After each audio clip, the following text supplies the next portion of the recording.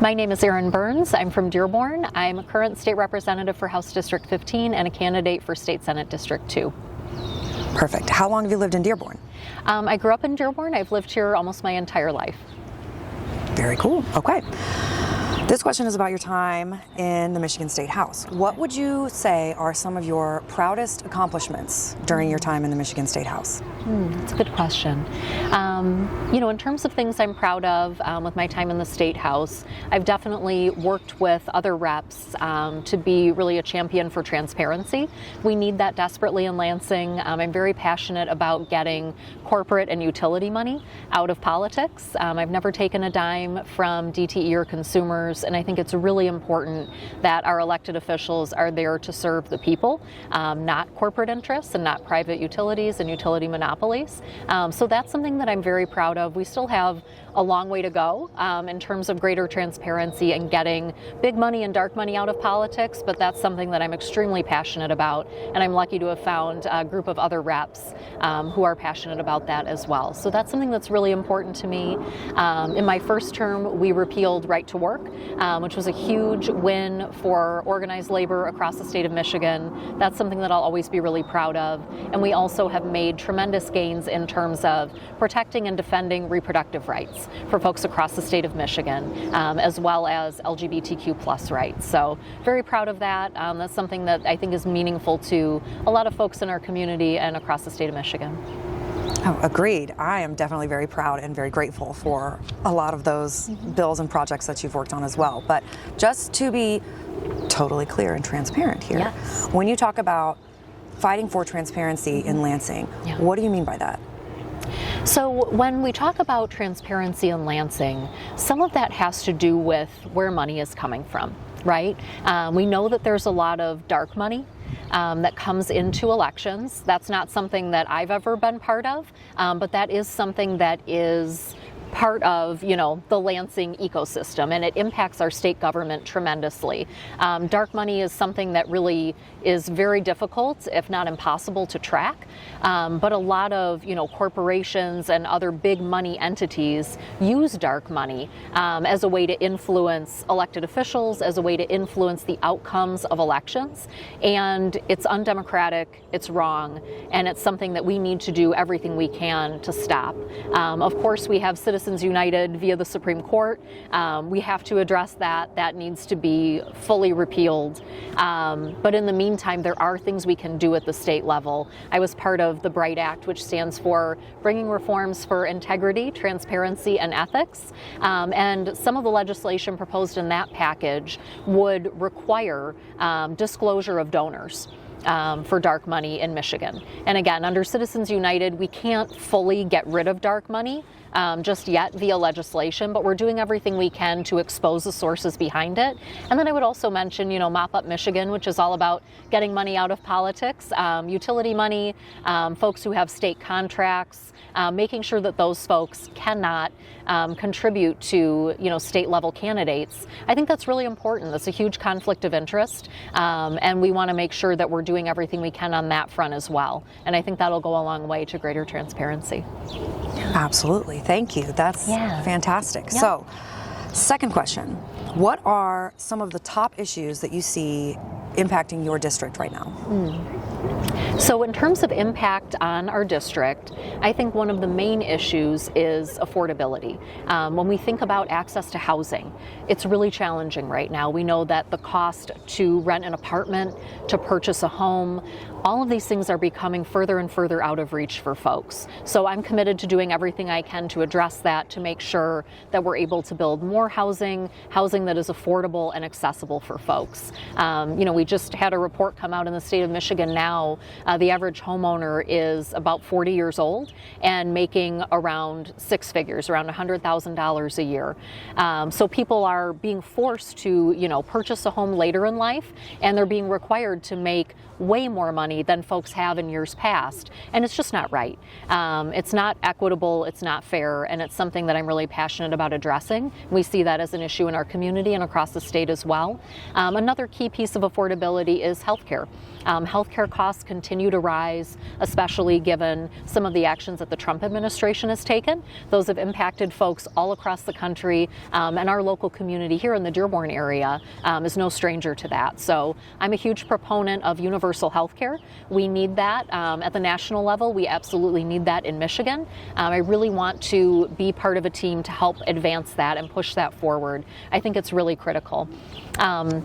The other piece I would mention in terms of affordability is our utility rates. In our area here in the local community, DTE is our utility. We have no choice in that because they're a monopoly, and we know that their rates continue to rise while our service doesn't get any better.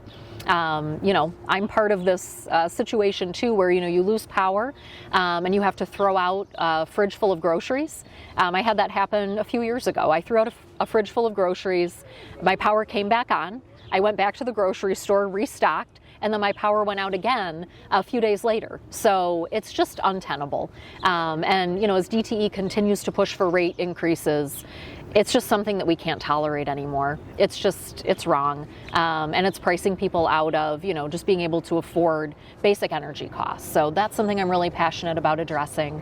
And the other thing I would mention is just, environmental concerns in our area. Dearborn Heights is home to a portion of the Ecorse Creek.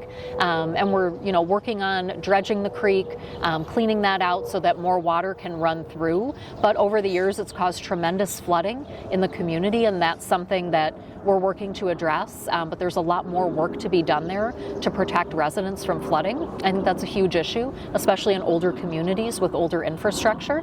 That's really critical. And we also know that in Allen Park, a data center has been proposed. There's been a lot of community pushback on that, and rightfully so. We know that data centers use a tremendous amount of electricity and water, and there are real concerns that data centers could, one, cause further harm to our electric grid, which is already outdated and already struggling. And then we also know that data centers could, have the potential to cause our utility rates or our bills to go even higher. And again, our DTE rates are already through the roof. I don't think anyone, myself included, can handle paying even more, and we shouldn't have to when massive, wealthy corporations are behind the data centers. And so I think that's a huge challenge and something that we're looking at and very concerned about. Those are definitely big challenges, thinking specifically about the affordability crisis that we're all experiencing right now, on top of environmental crises, including data centers. And as a DTE customer myself, I have also had to throw away at least 2 fridges full of food in the past year alone. And my electric bill, not to make it about myself here, but last month, my electric bill, I'm a one person living in a 2-bedroom house, $300. Why do you think our electric bills are so high right now? I think our electric bills are high because we are stuck with a monopoly utility. We don't have a choice, right? You need electricity. You need power. This is a basic human right. I feel very strongly about that. And we are being raked over the coals because we don't have anywhere else to turn to. So we need to break up this monopoly. Utility monopolies simply should not be allowed. It's unfair, it's undemocratic in its own right. So I think because we don't have a choice, that allows private utilities to just continue to raise rates. And I don't know if we want to include those, but the Michigan Public Service Commission continues to approve rate increases. And it's unbelievable. DTE just asked for nearly $500 million for a rate increase. It's unbelievable. And I think another reason our rates are so high is that, our utility monopolies have their CEOs flying around on private jets, while most of us are struggling with sky-high bills. Every time I get my bill in the mail, and I'm old school, I get my bill in the mailbox, every time I open it, I cringe because I'm afraid of what the amount might be, and I try to be, responsible with my energy usage, but at the same time, I shouldn't have to nickel and dime myself and worry, every time I turn the lights on, how much is it going to cost me?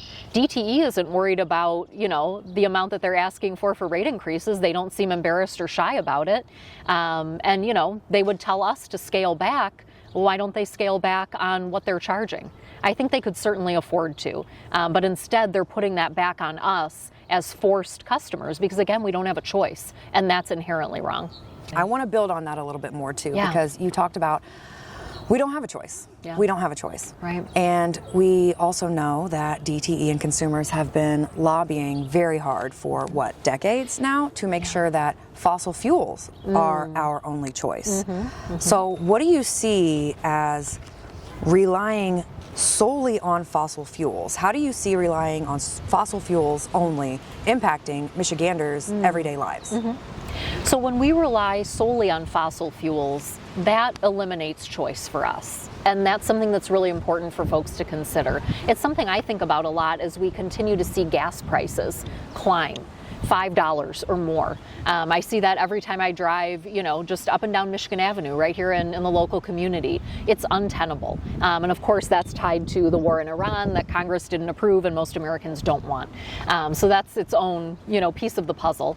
But relying solely on fossil fuels is just not sustainable. And people deserve choices. People deserve options. We have the technology. We can invest further in wind and solar. These are legitimate options. And again, folks deserve to have choices. So I think, focusing solely on fossil fuels, especially from a perspective of a private utility, that serves them. That serves their interests. That doesn't serve the interest of the average person like myself, right, as a forced customer. And it just doesn't align with where we need to go in terms of energy sources. So it's a huge problem. Having options, having choices is critical. Last I checked, we still live in a democracy. It's struggling right now, big time, but we're still trying to hang on to that.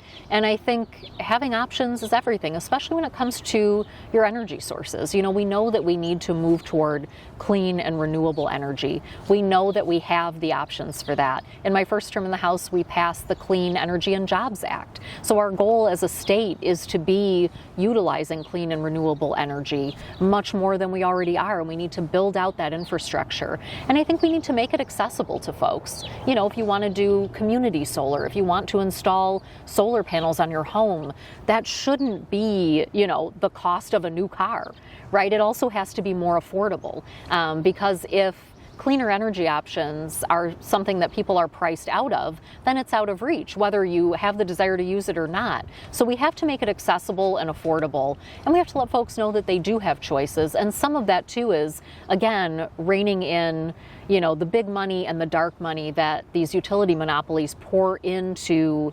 Lansing. There's a reason why they're doing that. They don't want to see change. They don't want to see legislation that would hold them accountable or break up these monopolies. And they want to keep people stuck so that they don't have options. And that's a huge challenge. What are your best hacks for lowering your energy bills? My best hack for lowering my energy bills is that if I'm not using something, it's not plugged in. The only exception would be like major appliances like my fridge or my stove. But if it's not turned on, it's not going to be plugged in. And my other biggest hack would be to prevent utility monopolies like DTE and consumers from giving money to elected officials in Lansing, because we know the whole point is that then they can buy folks off and we don't see any improvement, and we deserve to see some change. What is going on with the data center issue in your community? So data centers locally, of course, we have one proposed in Allen Park, and several months ago there was a public meeting and residents showed up and showed out. They were not having it, and so that process has been put on pause for now. Folks really showed up, they spoke their mind, and I think that's really important. We're seeing that locally, we're seeing that all across the state of Michigan. I think people are pushing back against a lack of transparency, and oftentimes when people get told that a data center is being proposed in their community, it's not just an idea, it's oftentimes fully formed. Right? There is an actual plan for this. It's not just a concepts of a plan, right? As the president has said.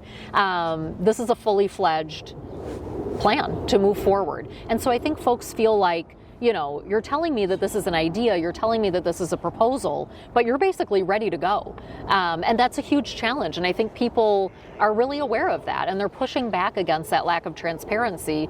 Folks have concerns about noise pollution, potential for utility rates to go up, water usage, all of these impacts on our environment, and that's huge. So that's a huge concern for folks, I think, locally and across the state. Definitely. Yeah. Can you elaborate a little bit more? What are people pushing back on data centers for? Why don't people like data centers? Yeah. So I think a lot of people are concerned about data centers for a variety of reasons, right? Some of it is the amount of land that they take up. It's the potential for increased utility bills for, residents like myself, for folks in our community. That's a huge concern. People's bills are already through the roof and they just can't take anymore, literally can't afford anymore. And so that's a huge issue. We also know that data centers use a lot of water for cooling purposes, for all of the computers and the machinery that they contain. And so folks are concerned about that as well. A lot of it's about our environment and making sure that we're not causing further harm to our local environment and to the planet on the whole. What kinds of things are you doing or have you done in your time in the House, or what would you continue doing in your time in the Senate to push back against data centers? That's a good question. So as a current House member, I've signed on to and co-sponsored legislation that would essentially enact a one-year moratorium on data centers. I think it's really important that we pause at this point in time to research the impact of data centers, to fully understand the environmental impact, any potential outcomes for cost of utilities for residents. That's huge. I've also supported legislation that would require any company that builds a data center, if that data center were to no longer be in use, they would have to clean up the land in an environmentally friendly way and decommission the data center in a way that makes sense for the environment and for the local community. So those things are really important. I also voted against tax incentives for data centers at the end of my first term. Part of the reason that so many data centers are being proposed across our state is that tax incentives were offered, right? And these are wealthy, massive tech companies that don't need tax breaks, but they tell us they do. And then they say, well, if you give us tax breaks, we'll come in, we'll create all these jobs, we'll do all these amazing things, but we're not necessarily seeing those outcomes. And I would also want to make sure that any jobs that are proposed or delivered involve, people in the skilled trades, organized labor. That's really important as well. If people are going to be doing work, they need to be compensated well and fairly. They need to have, safety in the workplace, all of these things that unions provide for folks. So I think that's an important element too. I know a lot of our friends on, the organized labor side of things are looking for that. And so that's part of the puzzle as well. You mentioned earlier in our conversation how last time we checked, we were living in a democracy, even though it's under threat. Yep. What do you mean by that? So our democracy is under threat at all times nowadays. Some of that is due to the Trump administration, but it's also due to Republicans in Lansing. Just recently, House Republicans pushed forward a state-level version of the SAVE Act, and that is essentially a modern-day poll tax. It would require voters to pay for and provide additional documentation, such as a birth certificate, a passport, simply to exercise their right to vote. This is a basic, essential right in our country, and Republicans are doing everything they can to take that right away. It would also disproportionately impact anyone who has changed their last name at any time throughout their life, and we know that more than any other group, that will most likely impact women and disenfranchise women across our state. So it's a poll tax, and it's a blatant assault on the right to vote, and I'm fighting back against that.